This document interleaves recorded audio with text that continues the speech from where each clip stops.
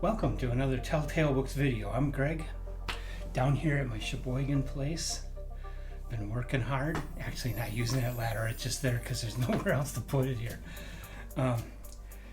Time for my May wrap up, which I have delayed a little bit. And you may have noticed I've been looking off to the side all the time. And it's because the way the iPad is set up, if I look at the center of the iPad, the center of the screen, which is the natural thing to do, the camera's off over here. So then I'm looking off, but I have, if I look over here, then I'm looking at you. So I got to get used to that. It's a little difficult to get used to doing that. So I apologize if in my videos I look like I'm looking off to the side all the time. I'm actually looking at the center of the iPad when I do that. Anyway, here to do the May wrap up, which I delayed this month because June 7th which was last night as I record this, that was the 60th Nebula Awards ceremony, broadcast live on YouTube. And I wanted to watch it and spend some time in this video talking about the results. Not a lot of time. Basically, I was wrong about everything. Which is, that's not new. I very rarely have picked the winners for Nebula and Hugo Awards. I'm usually wrong. It's usually something I've never even read or heard of. And that's pretty much the case this time, except in short stories and novelettes. At this point, I've read all of the Nebula and Hugo finalists in the short story and novelette category. So I was familiar with everything there. And I made my choices, and they were not the SFWA's choices. Short story category. I'm looking over at my iPhone where I've got my notes right now. Short story category. I wanted 5 Views of the Planet Tartarus to win. I really was impressed with that story. Very short story, cool twist ending, classic science fiction, well written. Didn't win. What did win, which I kind of expected because it's related to an Ursula Le Guin story. Why Don't We Just Kill the Kid in the Omelas Hole, which was a good story, but I had issues with it because first of all, it's following from Le Guin, but it wasn't as good of writing as Le Guin. I guess that's a little hard one to live up to. But also it didn't, Le Guin's story keeps you in this universe of Omelas, okay? Which is, it's kind of a fairy tale, kind of a parable. Yes, she means to relate it to our world, but she doesn't come right out and use things that are definitely part of our world. She makes up an imaginary world to set this parable in. Why Don't We Just Kill the Kid in the Omelas Hole did a mixture of that. It was set in Omelas, but far too much of it made direct reference to things in our world. And I didn't care for that. I thought she should have stuck with the imaginary world parable. So my pick didn't win. The winner, Why Don't We Just Kill the Kid in the Omelas Hole. Moving on to novelettes then. My pick was Loneliness Universe. I was impressed by that story. I thought it was the best of all of the novelette finalists. The Nebula Award Committee thought Negative Scholarship on the Fifth State of Being, which was an interesting story. There was nothing wrong with it. It was good. By A.W. Prenedita, I believe is how it's pronounced. That was the winner this year. Wasn't my favorite, but it was a good story. I can understand, but I still think Loneliness Universe was better. In the novella category, which I didn't read any of them, the winner was The Dragonfly Gambit by A.D. Sweet. Haven't read it. I don't own the book.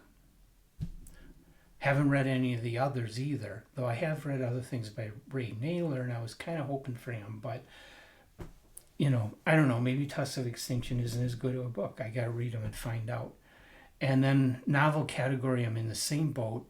I haven't read any of the novels. There is one of the novels that I own, but I haven't started reading it yet.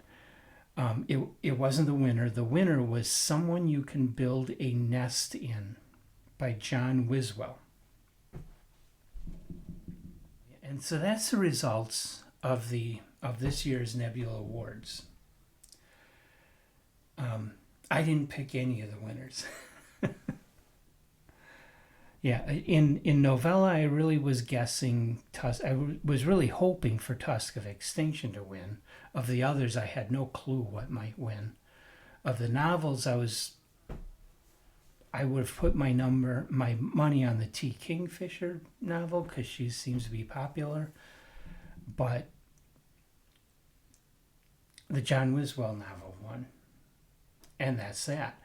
One other comment about this in the short categories, novelette and short story.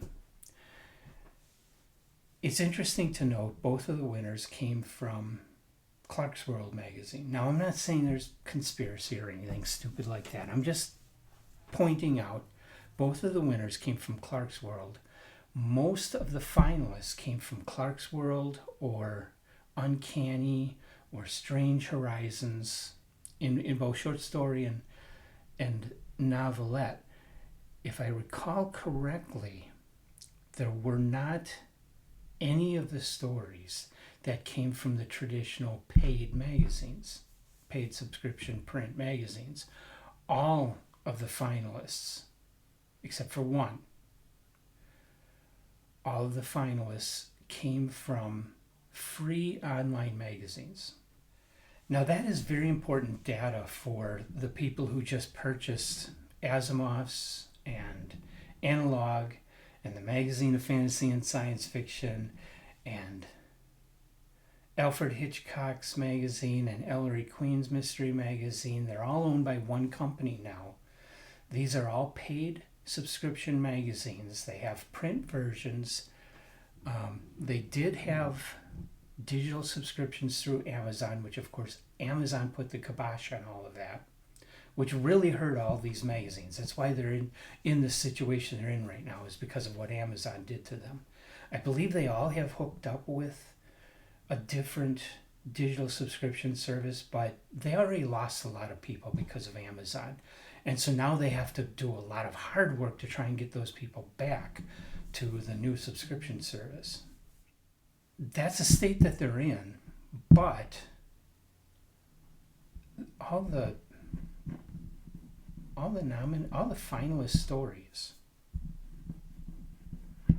for the Nebula Awards and most of the finalist stories for the Hugo Awards were published in free online magazines. Okay? So the state of short fiction right now is that people I think a fair number of people are interested in it. They just don't want to have to they don't want to have to scout newsstands for issues. They don't want to have to make a commitment to a subscription. They want the convenience of just going online, and they want it to be free or at least really, really cheap.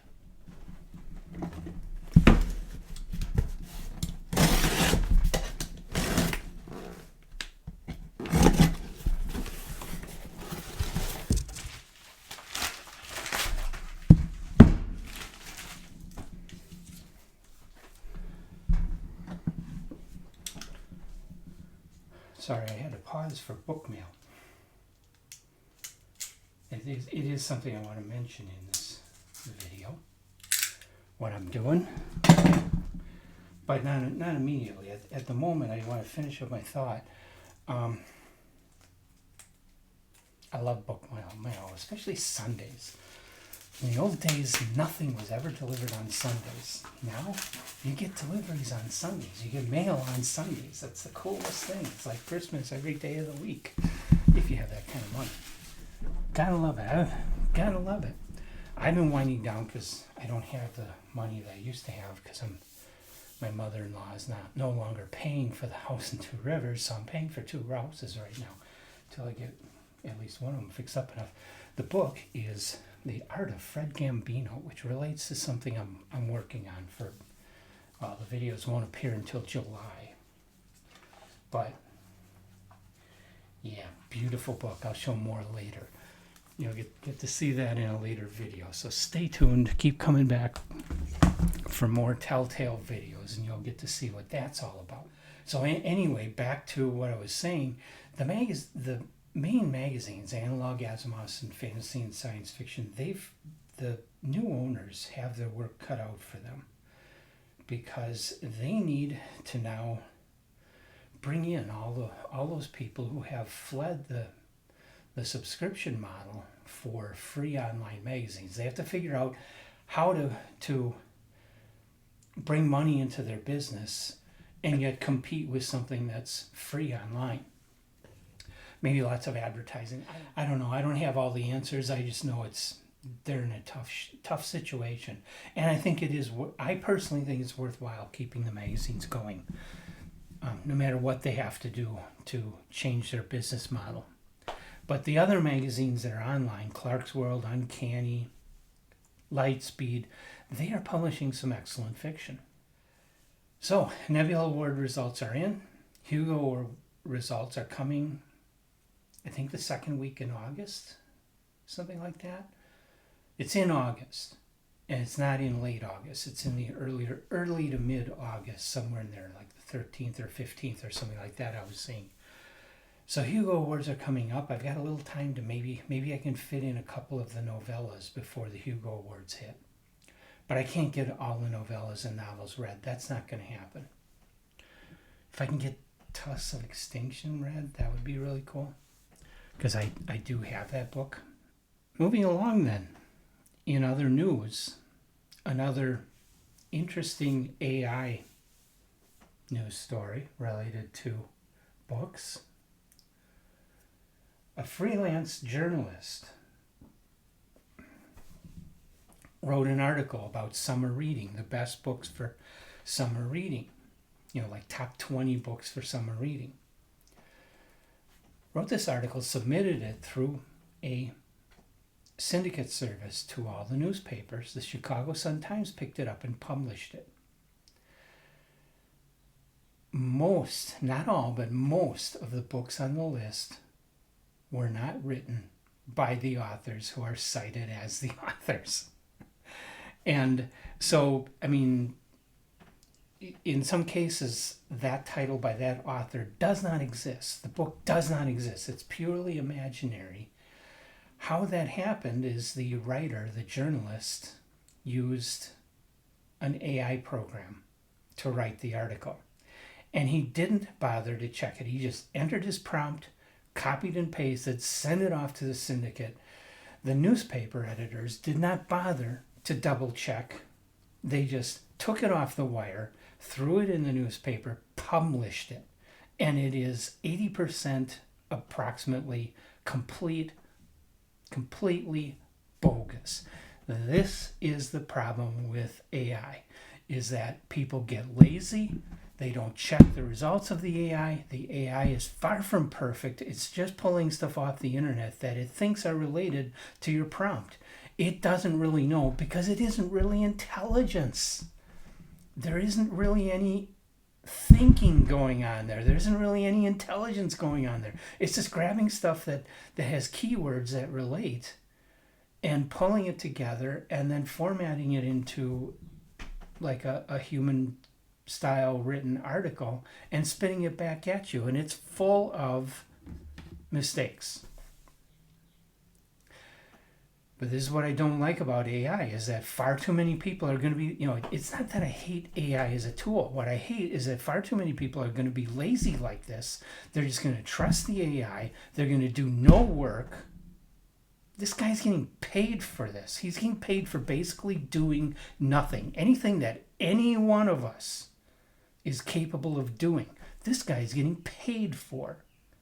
And he thinks this is okay.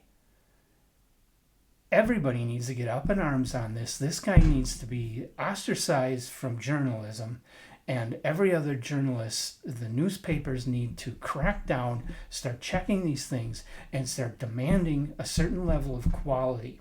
You can use AI, but you got to check the results. And you got to make sure you are not turning in something to the newspapers that is completely imaginary, complete fiction.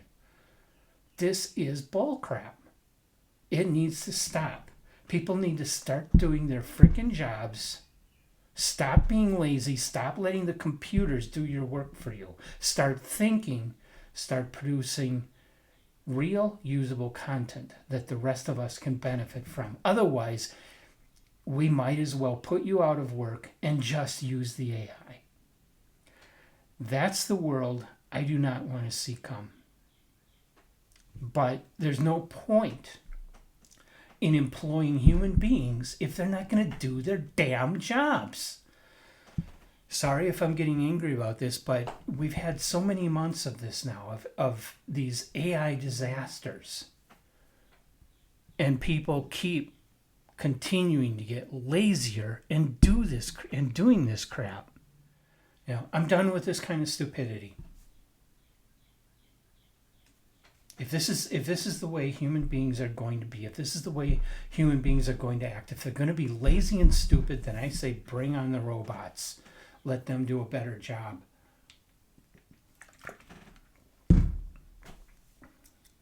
It's just gotten ridiculous. Okay, so the other thing I wanted to talk about is when you're watching these videos on YouTube, BookTube videos, most of us are not skilled journalists. Most of us don't have access to university level resources. Most of us are just readers. We maybe have read a lot, and so we know a lot of different things, but we don't know everything. And we make mistakes sometimes.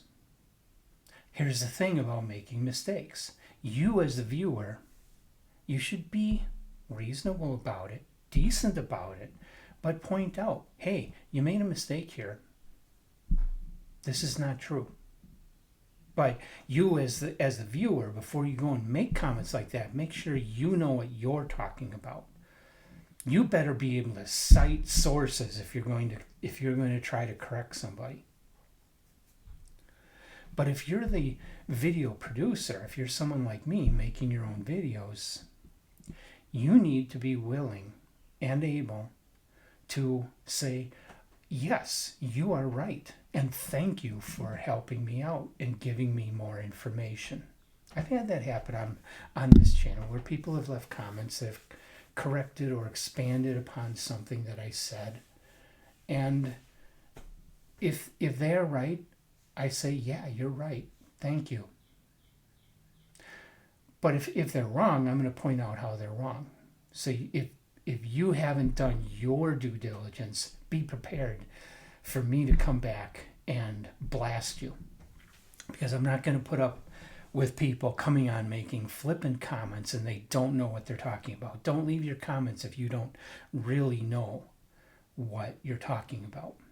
Do your research, do your homework, and I will try to do mine. I do the best I can, but like I say, my resources are just Google. That's the best I got. I don't have a university full of all of the letters that an author wrote for me to dig through and get to completely accurate information. I don't have the benefit of that.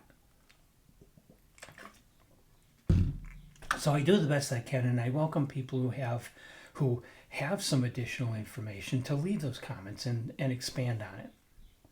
Now, how I got started on this is there was a video I was watching where the person doing the video,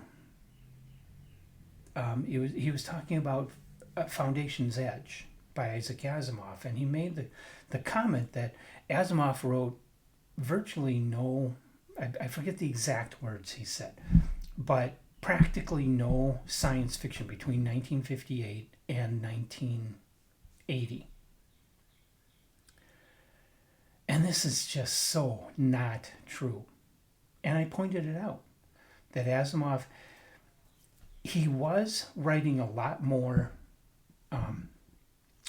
popular science books. So he did reduce his science fiction activity, but he was not absent for that 20-year span of time. He was hardly absent from writing books. He was actually still pretty active. He was writing a lot of science books. He was writing his regular science column every month for the Magazine of Fantasy and Science Fiction. He was writing a lot of other articles in different magazines. In 1977, Isaac Asimov's Science Fiction magazine was launched, and he was writing the editorials every month for that. Plus, he was still publishing science fiction. It just wasn't science fiction novels.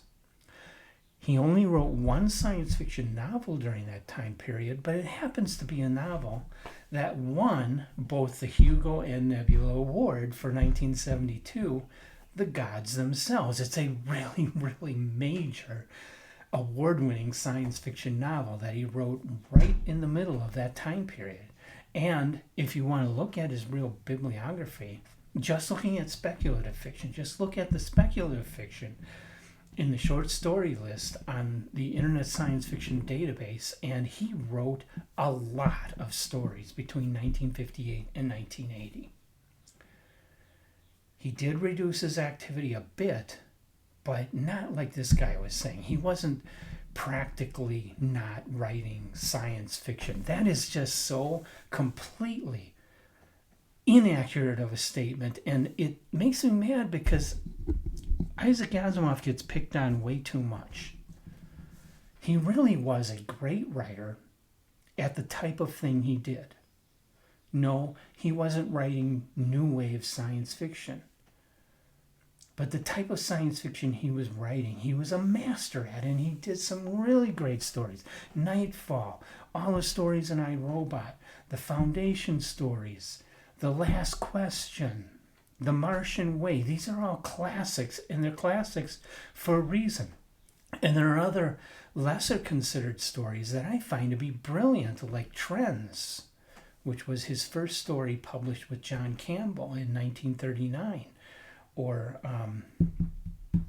there's another one. The title's not popping into my mind, but it's about these Earthmen that are trying to exploit Venusians, and the Venusians start back. The Weapon Too Dreadful to Use. Excellent story, man. This guy was a master science fiction writer, and he deserves his reputation to be maintained. And the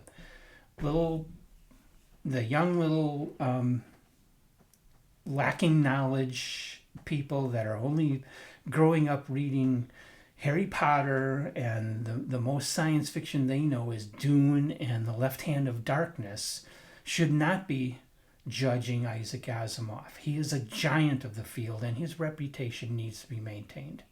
Okay, end of rant. Next topic. That's pretty much all the news. When I talked about new books coming in May, I missed a couple of big ones. One was Never Flinch by Stephen King. Oops. The other was Going Home in the Dark by Dean Koontz. Two of my favorite authors, and I completely forgot to mention new books by them coming out in May. June has a couple of interesting, well, first of all, these have already come out by June 8th. They've already been released. Two books by Adrian Tchaikovsky. One was first published in the UK, I think in February.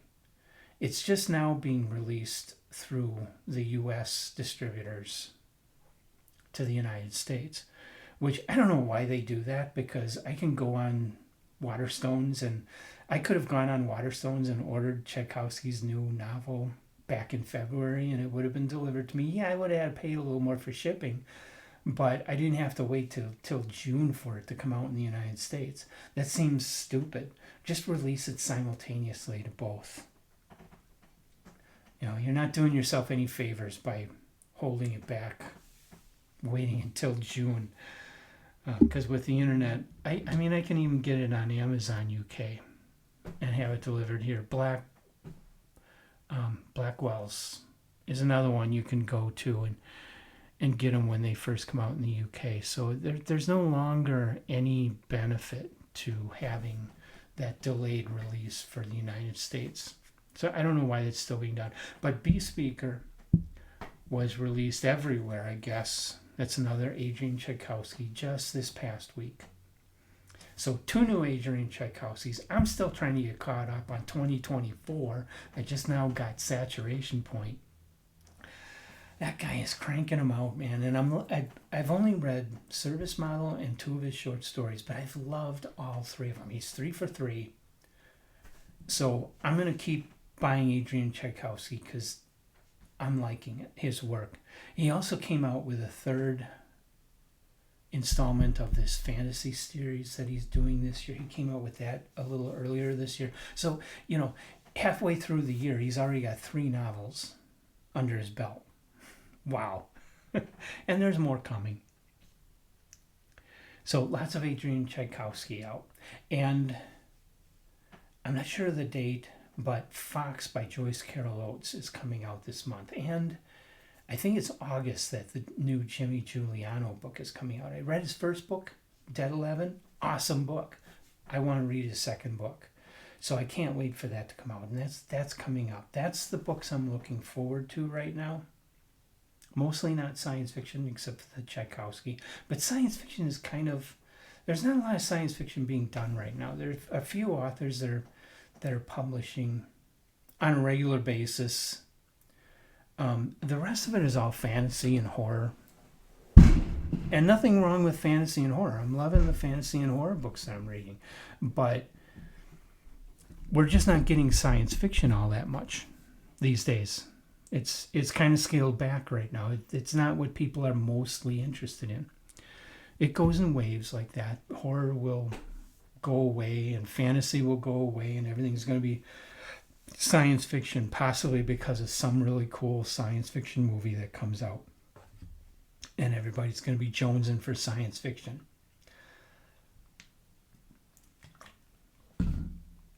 Or if anybody actually does mount a manned expedition to Mars, look for, as that project really gets rolling, look for lots of science fiction about Mars to be hitting the shelves and selling.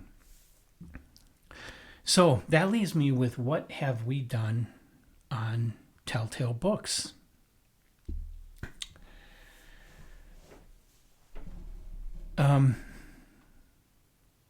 You've already seen our videos for March, or for May, I mean. You've already seen our May videos. They're already up. If you haven't, go into our playlist and find them and watch them. What the heck are you doing just watching this? This is just extra fluff I do. The real stuff we do is our book reviews, story reviews. Go watch those. What we have coming up, I read The Secret Adversary by Agatha Christie. I'm trying to remember if I put that video up in May or not.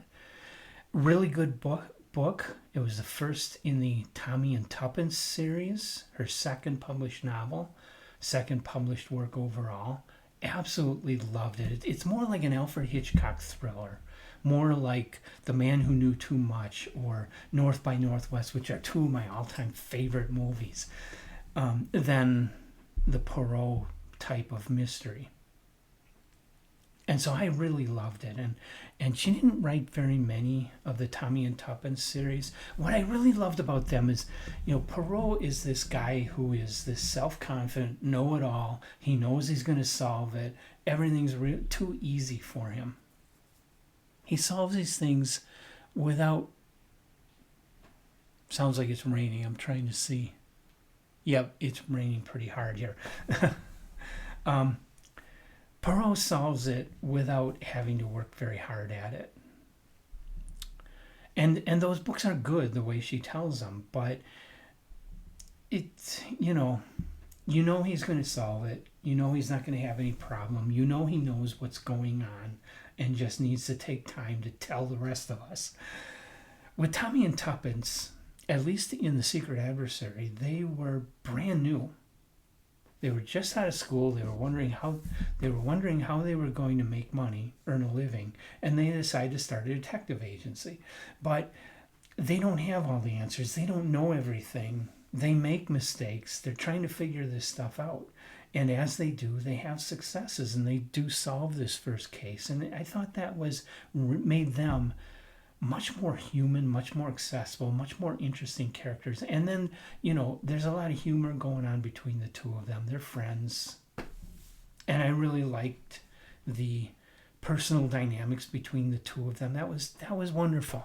Made that so far one of the very best Agatha Christie's I've ever read. I still like And Then There Were None best, but this is definitely up there, maybe number 2. Emily and I read What Moves the Dead by T. Kingfisher. That's coming up. I read Annihilation with the Blackheart Books Uncanny Tales Book Club. That was the May read for them. I read it. We did the book club just last, this is Sunday, June 8th, and I'm recording this and going to put it up on YouTube. Last Thursday night, we had the book club meeting, and that went real well. I'm really enjoying it. A lot of people showed up for that one, which is cool because number 1, it's the science fiction book that really brought people in, and number 2, the book club seems to be really catching on, and business is continuing to pick up for the store. And I really want that store to succeed because in this area, we just don't have anything like that. And it's so cool to get a store like that. So, the June read is Jaws, which of course I've already read. I've got a video up on here about that. I am going to the book club, but I'm not going to reread it. And Emily wants to read Annihilation. And so I'm going to wait to make comments and do a review of Annihilation until after Emily has read it. Probably we'll have that video up, I'm hoping in August, depending on if she gets to it.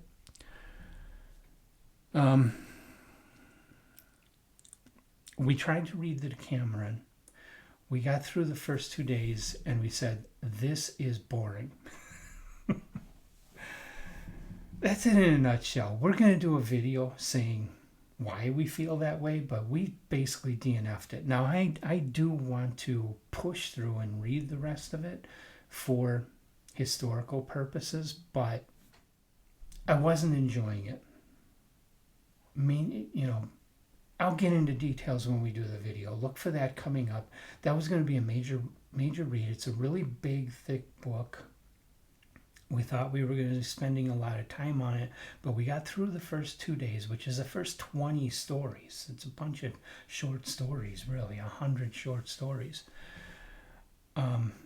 We got through the first 20 and just said, we got to stop. We're not liking this. We're not getting into it. We're not sitting down spending time with it. We're never going to finish on time for when we were going to shoot the video. Let's just pull the plug. Sometimes that happens. So I mentioned Stephen King. I've been reading through Skeleton Key, but I'm keeping things in order. And one of the first things I come upon in publication order that was included in Skeleton Key was Nona. So I read it's a novelette. I read the novelette Nona in Skeleton Key, and I'll have a video on that later this month. But right after Nona was published, I forget where it was published originally, an original anthology, I think. Right after Nona was published, Stephen King published the very first story titled The Gunslinger in the October 1978 issue of the Magazine of Fantasy and Science Fiction. I remember that well because that is the very first issue of the Magazine of Fantasy and Science Fiction I ever bought in my life. Had The Gunslinger in. So, but I actually didn't, at that time, I didn't like Stephen King. I didn't want to read Stephen King, so I didn't read The Gunslinger. And so I've never read The Gunslinger. So I'm going to read it this month, and I'm going to report on just that. You need to understand the book, The Gunslinger, is a collection of, I believe they're all novelette length stories. There are 4 or 5 of them collected into that book. It is not really a contiguous novel. It is a collection of short stories, or I haven't read the book of The Gunslinger. I want to at least page through it and find out, because I want to know if it was fixed up like Foundation or City to become a novel, or if he kept it as individual short stories. But what I'm talking about reading is just that first short story that started it all, titled The Gunslinger, published in the Magazine of Fantasy and Science Fiction. And by the way, copies of that magazine go at a pretty high price today, in decent condition. So good luck if you want to get a hold of that. But the story's in the book, The Gunslinger. Buy the book, The Gunslinger. Do yourself a favor. Don't spend the extra money for, even though that's a good issue of fantasy and science fiction with Thomas M. Dish and some other terrific authors. I wouldn't spend the money on that. I mean, I've got a copy, but if I were you, I wouldn't bother. So that's what is coming up for us. I really hope you've enjoyed this video, summing up what we've done, what we're going to do. And I really hope you will join us for all the videos I'm talking about coming up, and everything else that we will be doing that I'm not talking about here, but still will be doing. I hope you will come back and join me for that, and I hope you'll excuse my appearance down here at the house in Sheboygan, mowing the lawn, chopping up wood, digging out some roots, doing some very hard work. So I'm dressed for it, and I'm already sweaty and full of little pieces of weeds from the weed whacker. And so onward to the month of June. I'm going to be doing I've got a lot of my June reading done already, and I'm going to be shooting the reviews, possibly right now, because I usually shoot a whole bunch of reviews together and then just edit them all and put them up. So if I look the same and you still see the ladder back there, it means I sat here while it's raining outside for the afternoon at my Sheboygan house, shooting these videos, getting caught up on Telltale. I've been reading a lot. I haven't been shooting the videos right away, so I've got this backlog of stuff I got to record. So I hope you'll join me for all that I do. And Emily will be coming and joining me for some of it also. We've got some topic videos coming up too, to fill the time with June, since we thought we were going to be spending all of our time on one book. Yeah, and what I replaced the Decameron with for us to record is the next Philip K. Dick short story, Tommy and the Beatles. It was written in the 50s, so it's not what you think. It's not rock music. We'll be doing that review, and come on back and join us. We'll be here doing this.